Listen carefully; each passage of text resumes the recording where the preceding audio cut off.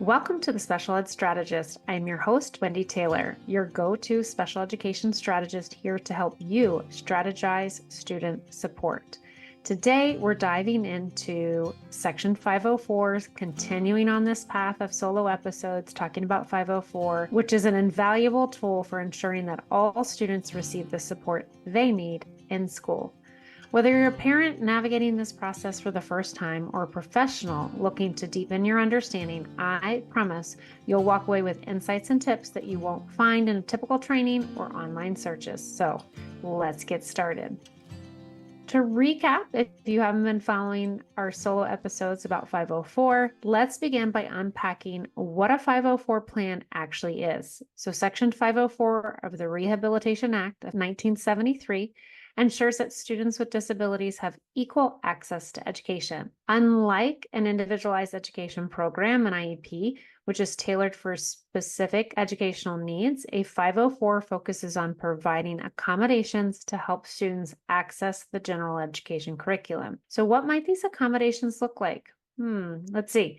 They can include things like extended time on test, preferential seating. Side note, preferential seating does not always mean next to the teacher, really depends on the student's needs, or assistive technology that is tailored to that individual kiddo's learning needs and objectives. Now we're going to talk about the importance of collaboration in a 504 plan process. So parents and educators, this is your chance to work together to create a support system that truly benefits the kiddos. It's not just about filling out forms. It is about building a community around your kiddo and the kiddo that you're supporting. So I encourage you to think about this as this partnership. Invite your kiddo's teacher and any relevant support staff to any informal coffee chat, get together, email, online, whatever it may be, to discuss how things are going in the classroom. And this is going to set the tone for ongoing communication. So as a parent, you really want to make sure you're reflecting on the needs of your student, who your student is as a learner, and then communicating and collaborating with the rest of the team to ensure that everything aligns, and where it doesn't, that you're actually putting in active supportive measures that will engage that student for future learning.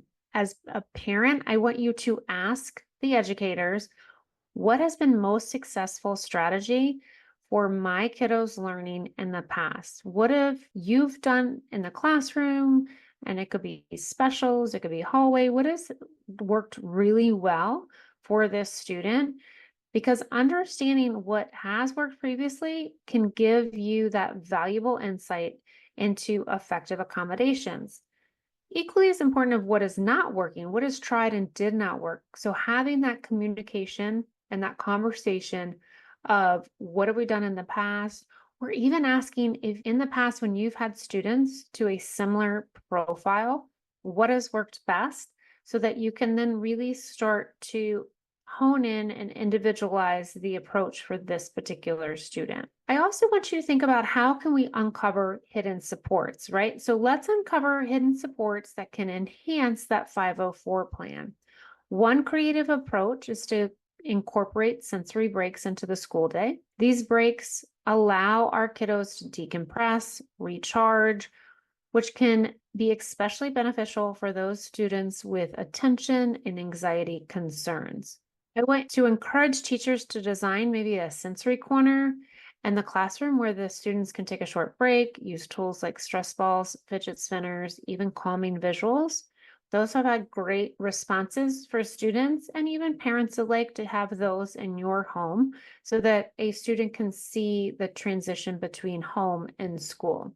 As a parent, I want you to inquire about the school's policy on sensory breaks. So how can we implement sensory breaks effectively that are not going to disrupt our learning environment? So that's going to help you advocate for those structured breaks that support your kiddos' needs within the parameters of what the school suggests and what they have already in place. And that way, again, you are meeting your students' needs and you're thinking of ways that may help that student if they need those sensory breaks. I want you also to explore innovative tools. So in today's digital age, Leveraging innovation and innovative tools can make such a significant difference when implementing a 504 plan. So instead of relying on commonly used tools like speech to text application, which some students really are able to access and benefit from, maybe consider the power of interactive educational platforms that can really provide maybe an immersive learning experience that can help engage a student in a unique way.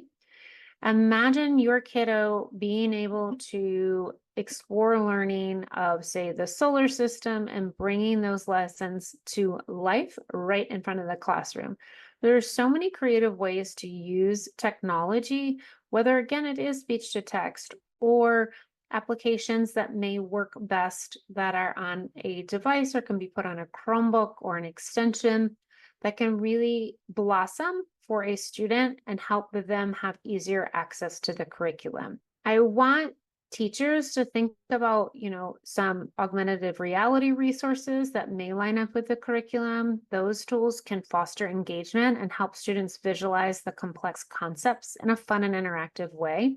And as a parent, you can always ask, what creative resources or tools do you have access to that we can provide my kiddo for their learning goals? So the question is really going to open the door for discussions about innovative strategies and resources available in the classroom. And of course, as we're implementing a 504, we really want that continuous monitoring and feedback. So once a 504 plan is established, continuous monitoring is key to ensure that success. So regular check-ins between a parent and teacher can make a significant impact on your kiddo's progress. Perhaps create a shared progress tracker, some kind of document where parents and teachers can log updates, successes, and even challenges so that everyone can see the big picture and adapt strategies as needed. And then as a parent, you can always ask, how often will we review and update the 504 plan? So you have a timeline for regular reviews, ensuring that the plan remains relevant and is effective